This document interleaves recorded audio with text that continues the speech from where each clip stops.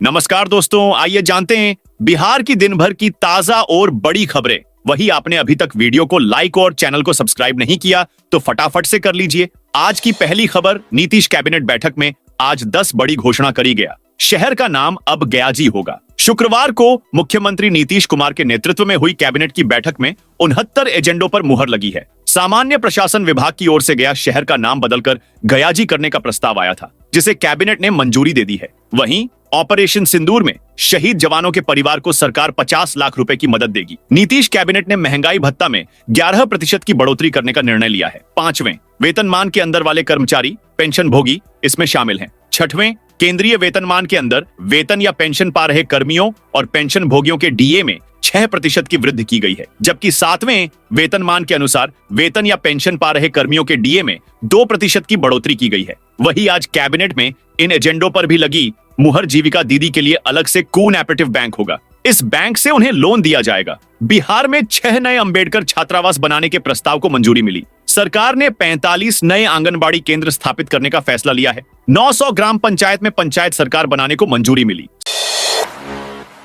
सरकारी स्कूलों में 2 जून से होगी गर्मी की छुट्टी। सरकारी स्कूलों में गर्मी की छुट्टी 2 जून से 21 जून तक रहेगी। इस दौरान बच्चों के लिए गणितीय समर कैंप आयोजित किया जाएगा। गर्मी की छुट्टी में आयोजित होने वाले समर कैंप में कक्षा 5 और 6 के चयनित किए गए कमजोर विद्यार्थियों को शामिल किया जाएगा, जिसमें विशेष रूप से गणित विषय की शिक्षा दी जाएगी। शैक्षणिक सत्र 2025 से 26 के प्रारंभिक विद्यालयों में अध्ययनरत व गणित में कमजोर विद्यार्थियों के लिए प्रथम संस्थान के सहयोग से गणितीय समर कैंप आयोजित की जाएगी। समर कैंप गांव व टोल स्तर पर भी आयोजित होगी। इसका उद्देश्य बच्चों की गणितीय कौशल की क्षमता को मजबूत करना है।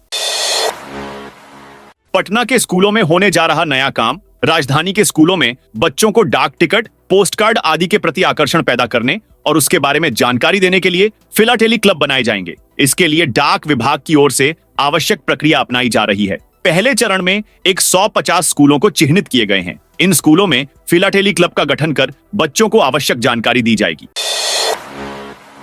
NH 139 पर 2 साल बाद भी नहीं बनी। 4 लेन केंद्रीय मंत्री नितिन गडकरी 2 साल पहले गया में आयोजित एक कार्यक्रम में पहुंचे थे। इस दौरान बिहार झारखंड के बॉर्डर स्थित संडा से पटना तक जाने वाली NH 139 के 4 लेन बनाए जाने की घोषणा की गई थी। इसके लिए 5,500 करोड़ रुपए की स्वीकृति देने की भी बात कही गई थी। इससे औरंगाबाद से पटना का सफर आसान हो जाता। 2 घंटे में ही लोग पटना पहुंच जाते। अभी 2 लेन है, 4 लेन होता तो लोगों को आसानी होती और जाम से मुक्ति मिलती। अभी जाम में लोगों को परेशानी होती है। फिलहाल NH 139 के चौड़ीकरण की योजना अधर में लटक गई है। नवादा में 7 साल से फरार नक्सली गिरफ्तार। नवादा STF और स्थानीय पुलिस की संयुक्त कार्रवाई में 2 हार्डकोर नक्सली गिरफ्तार किए गए हैं। पकड़े गए नक्सलियों की पहचान संतोष चौधरी और इंद्रदीप महतो उर्फ पंकज के रूप में हुई है। दोनों अरवल के परासी थाना क्षेत्र के परशुरामपुर और रामलखन बीघा गांव के निवासी हैं। दोनों नक्सली नवंबर 2016 में खरौंद रेलवे स्टेशन पर हुए हमले में शामिल थे। लेवी की मांग को लेकर नक्सलियों ने निर्माणाधीन स्टेशन पर हमला किया। इस दौरान वहां Poclain machine, mixer machine, Scorpio और बोलेरो को आग के हवाले कर दिया था। Patna Rajgir fast passenger special के समय में बदलाव। पूर्व मध्य रेलवे ने यात्रियों की सुविधा को ध्यान में रखते हुए पटना राजगीर मार्ग पर चलने वाली फास्ट पैसेंजर स्पेशल की टाइमिंग में बदलाव किया है, जिसके यात्रियों को राजगीर पहुंचने में आसानी होगी। करीब 1 घंटे का समय बचेगा। रेल प्रशासन के अनुसार संशोधित समय सारणी के बाद ट्रेन पटना से रात 20:55 पर खुलेगी और रात्रि 3 बजे राजगीर पहुंचेगी। इससे पहले यह ट्रेन रात 3:55 पर राजगीर पहुंचती थी। यात्रियों को अब गंतव्य तक पहुंचने में 55 मिनट की बचत होगी। भागलपुर में बुनकरों का 20 करोड़ का कारोबार रुका। भारत पाकिस्तान के बीच तनाव की स्थिति का सीधा असर सिल्क सिटी भागलपुर के बुनकरों पर पड़ा है। आतंकवादी हमलों के बाद भारत ने एयर स्ट्राइक किया और युद्ध जैसे हालात हो गए हैं। फ्लाइट सेवा को बंद कर दिया गया। शहर के बुनकरों को देश भर और विदेशों से मिले लगभग 20 करोड़ रुपए के ऑर्डर होल्ड कर दिए गए हैं। इस स्थिति ने हजारों परिवारों की रोजी रोटी पर संकट खड़ा कर दिया है। नाथनगर और चंपानगर जैसे बुनकरी क्षेत्रों में काम लगभग ठप हो गया है। जहां पहले हर घर से पावरलूम की खटखट सुनाई देती थी, वहां अब सन्नाटा पसरा है। बौद्ध गया में बौद्ध भिक्षु बनकर रह रहा बांग्लादेशी नागरिक गिरफ्तार। बौद्ध गया के स्लीपिंग बुद्धा टेम्पल से एक संदिग्ध बांग्लादेशी नागरिक को पुलिस ने गिरफ्तार किया है। वह पिछले 15 दिनों से बौद्ध भिक्षु के वेश में रह रहा था। गिरफ्तार बांग्लादेशी की पहचान पवन कांति बरुआ के रूप में हुई है, जो बांग्लादेश के इमामी जिले के काठखाली थाना क्षेत्र के जुनुमा छड़ा गांव का रहने वाला है। पुलिस ने बताया कि संदिग्ध बांग्लादेशी के पास भारत में प्रवेश के लिए न वीजा था न ही पासपोर्ट। वह अवैध दस्तावेज की मदद से 1 महीने पहले भारत में घुसा था। पुलिस को बुधवार की रात गुप्त सूचना मिली। इस सूचना के आधार पर छापेमारी कर उसे गिरफ्तार किया गया। तलाशी के दौरान उसके पास से फर्जी आधार कार्ड मिला है।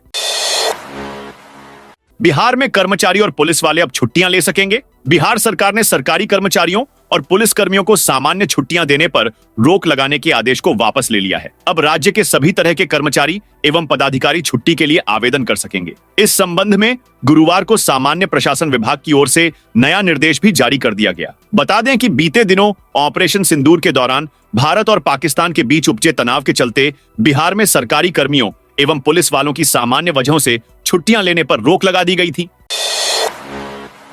5 महीने में तीसरी बार आईओसी पाइपलाइन से तेल चोरी। जमुई के सिमुलतला थाना क्षेत्र के सियंटांड गांव में इंडियन ऑयल कॉर्पोरेशन की पारादीप हल्दिया बरौनी भूमिगत कच्चे तेल पाइपलाइन से चोरी की घटना सामने आई है, जहां चोरों ने चेक वाल्व लगाकर तेल चोरी को अंजाम दिया। बता दें कि पिछले 5 महीनों में यह क्षेत्र में तीसरी तेल चोरी की घटना है। घटना की सूचना पर पहुंचे सिमुलतला थानाध्यक्ष धनंजय कुमार मौके पर पहुंचकर मामले की जांच में जुट गए हैं। घटनास्थल पर इंडियन ऑयल की मरम्मत टीम ने चोरों द्वारा लगाए गए उपकरण हटाए।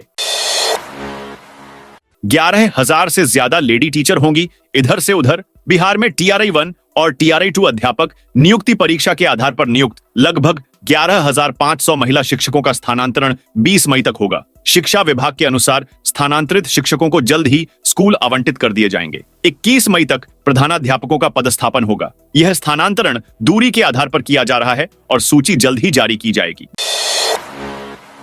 20 पिंक बसों को हरी झंडी सीएम ने खुद किया। निरीक्षण मुख्यमंत्री नीतीश कुमार ने महिलाओं के लिए 20 पिंक बसों और राज्य अंतर्गत 166 डीलक्स बसों के परिचालन का लोकार्पण किया। परिवहन विभाग द्वारा आयोजित कार्यक्रम में शुक्रवार को एक अणे मार्ग से मुख्यमंत्री ने हरी झंडी दिखाकर बसों को रवाना किया। मुख्यमंत्री ने बसों को रवाना करने के पूर्व बसों का निरीक्षण किया और उसमें उपलब्ध कराए जाने वाली सुविधाओं की जानकारी ली। महिला सशक्तिकरण की दिशा में राज्य सरकार द्वारा उठाया गया यह महत्वपूर्ण कदम है, जिसके तहत 20 पिंक बसों का परिचालन शुरू किया गया है।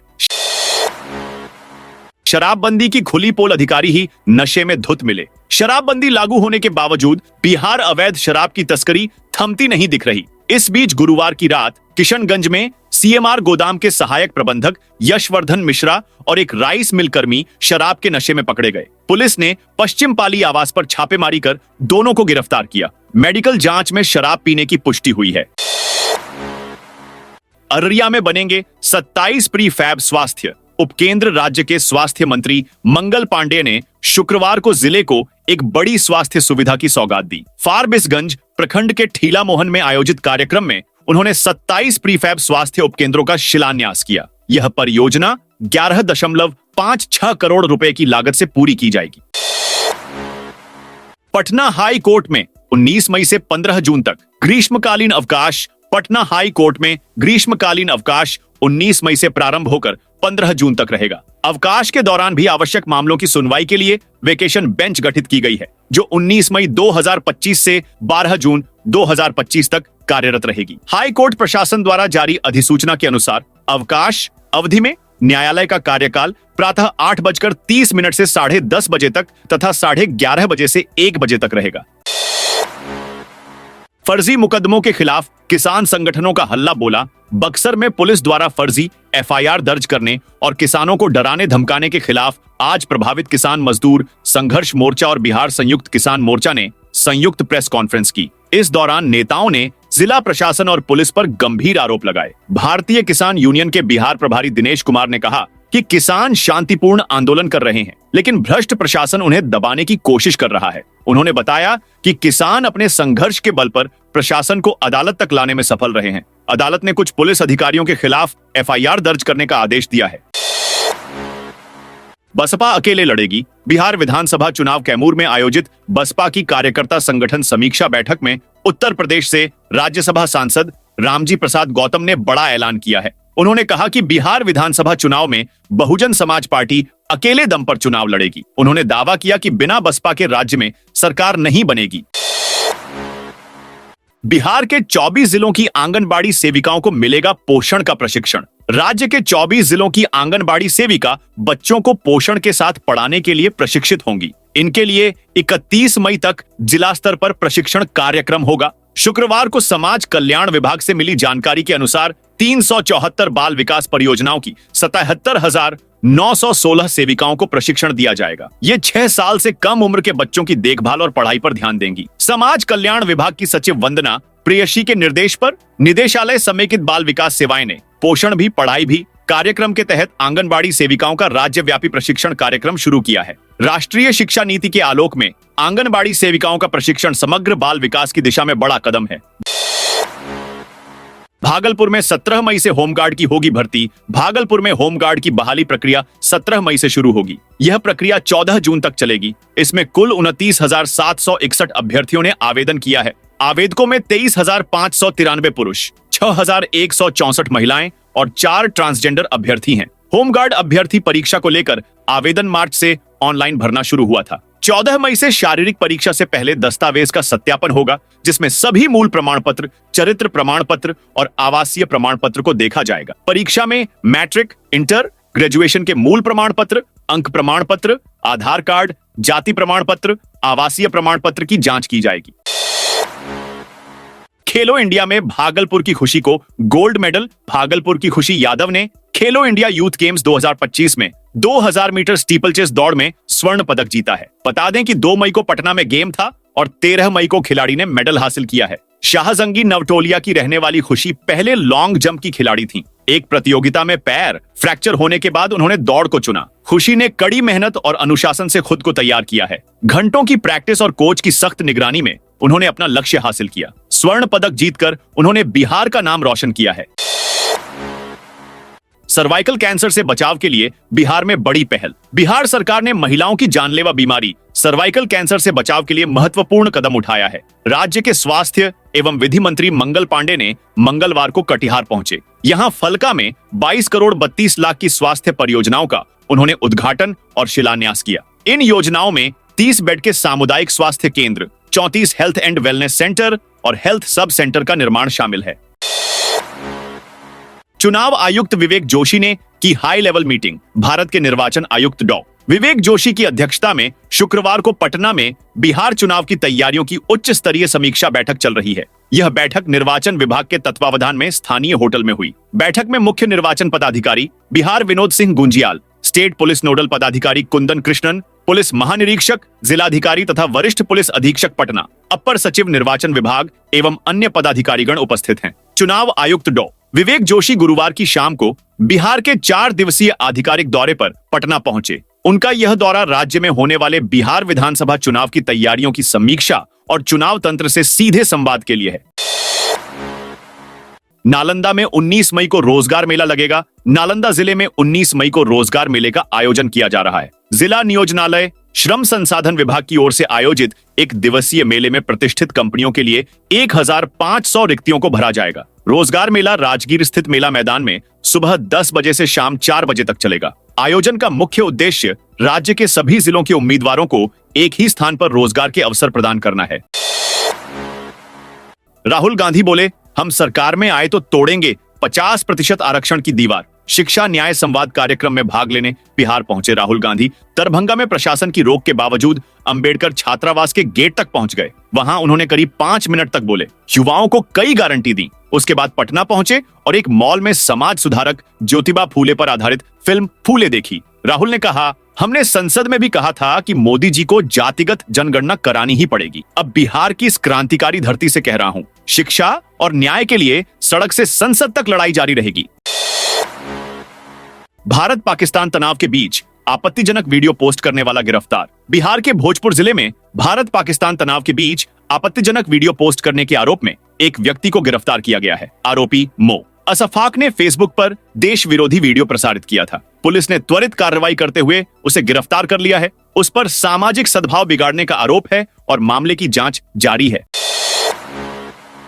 आरजेडी विधायक रीतलाल यादव के गांव में चला प्रशासन का बुलडोजर। बिहार के दानापुर से लालू यादव की पार्टी राष्ट्रीय जनता दल के विधायक रीतलाल यादव के गांव कोथवा में पटना जिला प्रशासन ने बुलडोजर चलाकर 17 दुकानों को ध्वस्त कर दिया। पटना के डीएम डॉक्टर चंद्रशेखर सिंह के निर्देश पर यह कार्रवाई गुरुवार को की गई। बताया जा रहा है कि यहां 77 डिसमिल सरकारी जमीन पर अवैध अतिक्रमण था, जिसे प्रशासन ने हटाया। अतिक्रमण करने के पीछे विधायक का हाथ होने की भी बात सामने आई।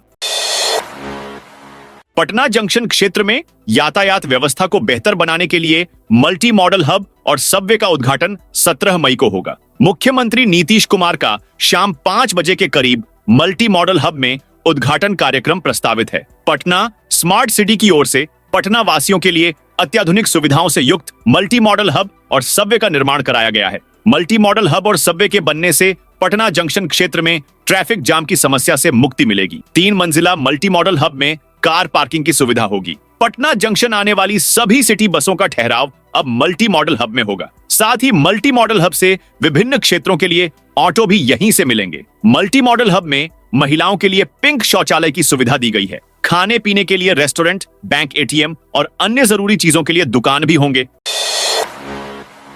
सहरसा से ललितग्राम और सरायगढ़ के बीच चलेगी एक जोड़ी स्पेशल ट्रेन। गर्मी की छुट्टियों के दौरान यात्रियों की बढ़ती भीड़ को देखते हुए पूर्व मध्य रेलवे ने सहरसा से ललितग्राम और सहरसा से सरायगढ़ के बीच विशेष ट्रेनों का संचालन करने का निर्णय लिया है। यह विशेष ट्रेनें 19 मई से 1 अगस्त तक प्रतिदिन चलेंगी, जिससे यात्रियों को यात्रा में सहूलियत मिलेगी। इन स्पेशल ट्रेनों का परिचालन सहरसा नई दिल्ली सहरसा वैशाली एक्सप्रेस के रैक से किया जाएगा।